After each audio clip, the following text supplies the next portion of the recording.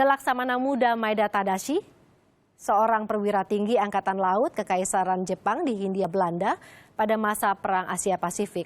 Maeda mempersilahkan rumahnya di Jalan Imam Bonjol, Jakarta untuk digunakan sebagai tempat penyusunan naskah proklamasi. Laksamana Maeda memang memiliki kedekatan dengan tokoh-tokoh pergerakan Indonesia. Akibat kekalahan Jepang, Laksamana Maeda dijebloskan ke penjara hingga tahun 1947. Sepulang ke Jepang, Maeda diseret ke Mahkamah Militer. Ia dinyatakan tidak bersalah oleh Mahkamah Militer, namun Maeda memutuskan mundur dari politik dan juga militer.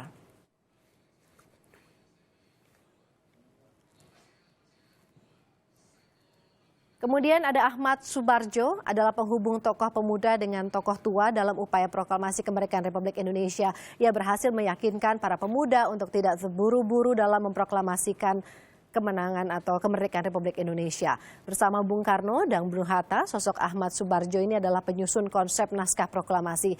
Mereka bertigalah yang menyusun konsep di rumah Laksamana Maeda pada 17 Agustus 1945 dini hari. Ada pula Soekarni Kartodiwirjo, adalah salah satu tokoh muda yang mendesak agar Soekarno-Hatta segera memproklamasikan kemerdekaan Indonesia. Namun karena mendapat penolakan, Soekarni dan juga tokoh muda lainnya menculik Bung Karno dan Bung Hatta ke Rengas Dengklok pasca proklamasi. Soekarni membentuk Komite Van Aksi untuk menyebarluaskan kabar kemerdekaan ke seluruh Indonesia. Selanjutnya ada tokoh lain, Latif Hendraningrat, adalah tentara pembela tanah air atau PETA dengan pangkat Skodanko. Ia yang mengibarkan atau mengerek bendera merah putih saat proklamasi kemerdekaan. Tidak ada yang memerintahkannya.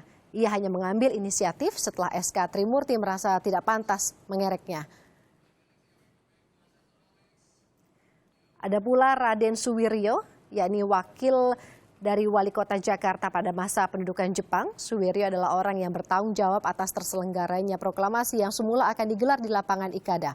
Ia pun langsung ditunjuk menjabat sebagai Wali Kota Jakarta pasca proklamasi kemerdekaan.